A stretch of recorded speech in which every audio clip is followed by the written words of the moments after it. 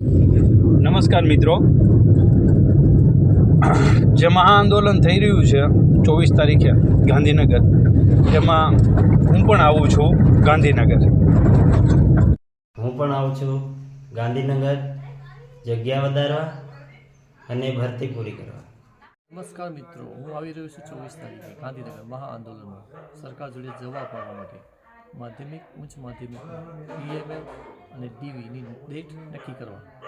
નમસ્કાર મિત્રો, હું પણ 24 તારીખે મહાઆંદોલનમાં આવી રહ્યો છું ગાંધીનગર સરકાર પાસે જવાબ માગવા કે ઉચ્ચતર અને માધ્યમિક વિભાગમાં PML અને DVની તારીખ સત્વરે જાહેર કરે. સરકાર શ્રી પાસે ઉચ્ચતર માધ્યમિક અને માધ્યમિકનું PML અને DVની તારીખ માંગવા અમે આવી રહ્યા છીએ ગાંધીનગર 24/2/2025. નમસ્કાર મિત્રો, હું આવી રહ્યો છું 24 તારીખે ગાંધીનગર મહાઆંદોલનમાં સરકાર જોડે જવાબ આપવા માટે.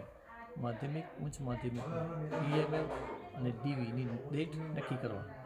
8 પાસ ઉમેદવાર 24 તારીખે જરૂરથી આવું છું. હેલો, હું પણ આવું છું 24 તારીખે આ અભિયાનમાં ભાગ લેવા માટે. આપણે જે બધા જ લોકો જે પીડામાંથી પસાર થઈ રહ્યા છીએ એ દરેક જણને ખબર જ છે.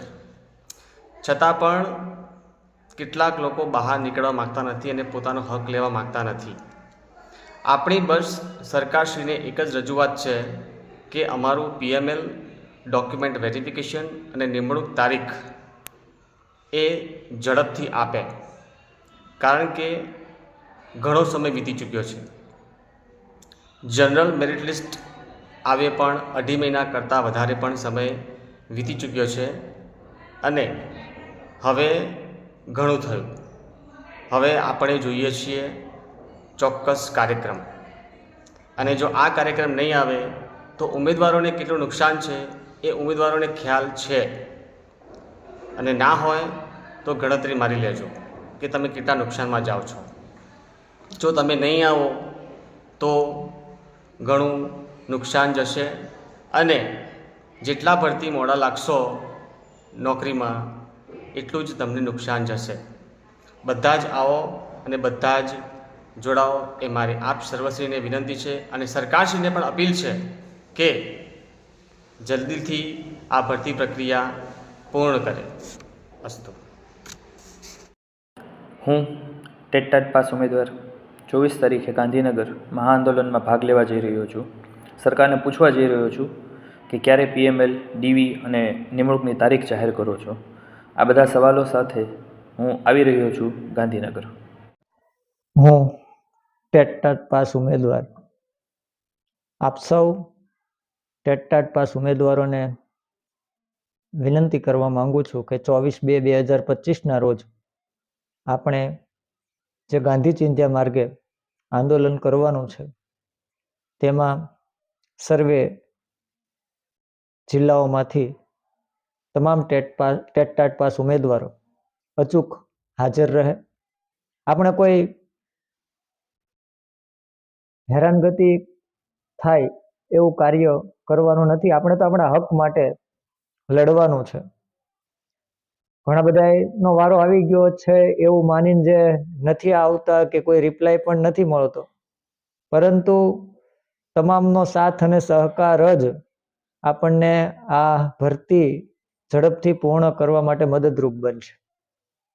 2 વર્ષથી આપ જોઈ શકો છો કે તેજસભાઈ અને એની ટીમ સતત આપણી માટે, એમની માટે તો ખરી જ, પણ આપણી માટે આવેદનપત્ર આપીને લડી રહી છે. પરંતુ આપણે એક વાર પણ જો એમને મદદરૂપ ન બની શકીએ તો આપણે પણ કદાચ આ નોકરીને લાયક નથી. માર્ક આવી ગયા છે, માર્ક ઓછા છે, જગ્યા વધારવી છે કે કોઈ પણ પ્રશ્ન છે, એકવાર તો ગ્રાઉન્ડ ઉપર તમામે સાથ સહકાર આપવો જ પડશે, અને તો જ આ ભરતી પ્રક્રિયા ઝડપથી થશે.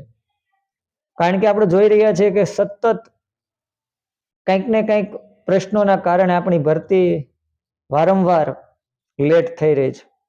દિવાળીથી લઈને આજ સુધી ઘણો બધો સમય વીતી ગયો છે, પણ છતાંય ભરતી હજી એક કદમ માંડ આગળ ચાલે છે. ત્યારે હજી તો ઘણા બધા ડગલાઓ ભરવાના બાકી છે. આચાર્ય અને જૂના શિક્ષકોની ભરતી પણ હજી પ્રોસેસમાં છે, જે એમના કર્મચારીઓ હોવા છતાં પણ હજી પ્રોસેસમાં છે. તો આપણે તો હાવ નવી ભરતી થવા જઈ રહી છે, તો એમાં તો વિચારી શકો છો કે કેટલી વાર લાગશે. તો તમામ ટેટ પાસ ઉમેદવારોને એક નમ્ર નિવેદન છે કે આપ સૌ આ ભરતીમાં સામેલ થાવ, આ આંદોલનમાં સામેલ થાવ અને સર્વે જિલ્લાઓમાંથી જેટલા પણ ટેટ પાસ ઉમેદવારો છે એ તમામ આ આંદોલનમાં સહભાગી બનશો. કોઈ પણ વ્યક્તિ ટેટ પાસ ઉમેદવાર એમના પરિવારના કોઈ પણ ભાઈ બહેનને સાથે લઈને પણ આ આંદોલનમાં જોડાય, જેથી કરીને આપણે એક પ્રબળ દાવેદારી કરી શકીએ, કારણ કે આપણી માટે છે, આપણા પરિવાર માટે છે અને આપણે આ ભવિષ્ય માટે છે. તો આપણે એટલું તો સતત કામ કરવું પડશે. થોડીક ચિંતા આપણે આપણા ભવિષ્ય માટે કરવી પડશે. રજા મૂકવી પડે તો રજા મૂકીને પણ કોઈ પણ કામને પડતું મૂકીને પણ આપણે બધાએ 24 તારીખે મળીએ છીએ ફરજિયાત ગાંધીનગર. અસ્તુ.